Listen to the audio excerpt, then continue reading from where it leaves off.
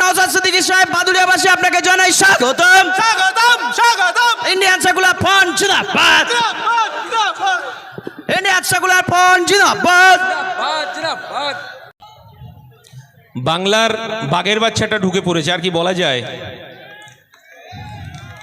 বাংলার এ প্রান্ত থেকে ও প্রান্ত দৌড়ে বেড়াচ্ছে গরিব মানুষের অধিকার, পিছিয়ে পড়া মানুষের অধিকার, সংখ্যালঘু মানুষের অধিকার রক্ষার লড়াইয়ে।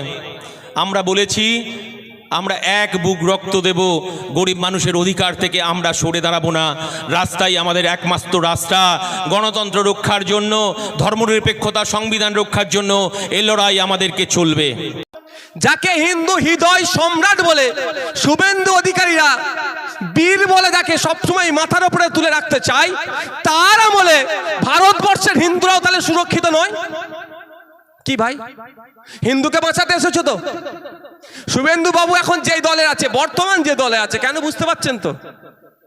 শুভেন্দু বাবু বর্তমান যে দলে আছে সেই দল বলছে হিন্দুকে বাঁচাতে এসেছি। ভালো কথা, আমি না বাঁচলে আমার দাদা বাঁচবে, অন্তত বাঁচুক।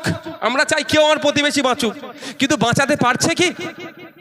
বরঞ্চ এ নিজেকে হিন্দু হৃদয় সম্রাট বলে প্রতিষ্ঠা যিনি করতে চাইছেন বা যার দল করতে চাইছে, তার আমলে বেছে বেছে হিন্দুকে খুন করলো। এরা জবাব তো দেওয়া দূরের কথা, মাইকলে শুধু হই হই করছে।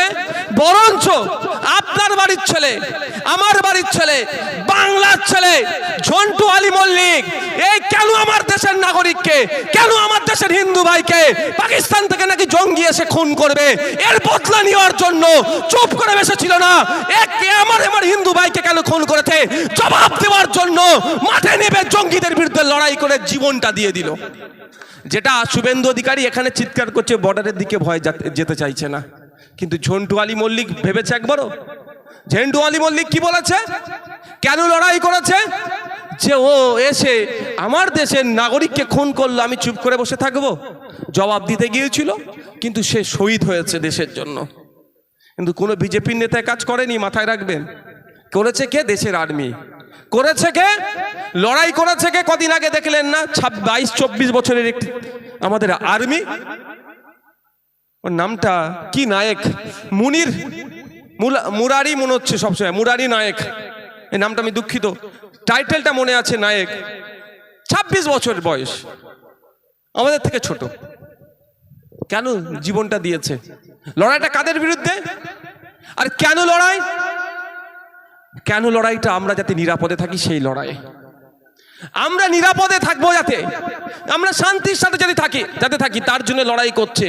আর কিছু রাজনৈতিক কারবারিরা তাদের আত্মবলিদান, আত্মত্যাগকে রাজনৈতিক ফায়দা নেওয়ার চেষ্টা করছে। তাই সময় এসেছে ঐক্যবদ্ধ হতে হবে, ঐক্যবদ্ধ হয়ে লড়াই করতে হবে। যারা আমাদের সেনাদের আত্মত্যাগ, আত্মবলিদানকে নিয়ে রাজনীতিকরণ করতে চাইবে, তাদেরকে আমরা গণতান্ত্রিক প্রক্রিয়াতে ক্ষমতাচ্যুত করব। তার পরিবর্তে আমরা যারা আমাদের সেনাদের যে সমস্ত গ্যাপগুলো আছে, 2019 সাল থেকে আর্মিতে কোনো রিক্রুটমেন্ট নাই, আর্মি শূন্য পদ হয়ে যাচ্ছে, আর্মির পোশাক নিয়ে, আর্মির খাবার নিয়ে অনেক গোলযোগ আছে, অনেক অভিযোগ থাকার পরেও মোদী সরকার ঠিকঠাক পূরণ করছে না। তাহলে আমাদেরকে ওর জায়গায় কাকে আনতে হবে? সত্যি যদি আমরা সাচ্চা দেশপ্রেমিক হই, আমরা আমাদের আর্মিদের জন্য সবসময় থাকবো তো নাকি? এ কারা থাকবেন বলুন? থাকতে হবে যে আর্মি, যে বিএসএফ, যে জওয়ানদের জন্য আমরা শান্তিতে ঘুমাচ্ছি। পাকিস্তান থেকে শুনছিলাম যখন, যদিও মিডিয়ার মাধ্যমে, মিডিয়া কতটা সত্য খবর করেছে আর বলতে লাগবে না, আমি বিতর্কে যাচ্ছি না, তারপরও যে অ্যাটাকগুলো করছিল, আমরা তো এখানে টুইটে বসে, সোশ্যাল মিডিয়ায় বসে খুব লিখছিলাম, কিন্তু যারা ওই গোলার সামনে দাঁড়িয়ে ওই গোলাগুলোকে প্রতিহত করছিল, তারা কারা?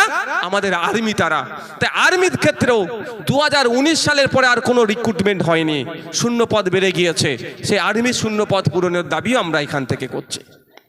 আজকে এই স্মরণ সভাতে আমরা স্মরণ করি তাদের, যে সমস্ত ভাইগুলোকে নির্বিচারে, নিরস্ত্র ভাইগুলোকে যাদেরকে খুন করেছে, তাদের পরিবারের প্রতি সমবেদনা। এবং সাথে সাথে একটাও না ওই বর্বররা ছাড় পায়, তার জন্য আমরা কেন্দ্র সরকারকে বারবার বলে আসছি, আজকে এখান থেকে বলবো।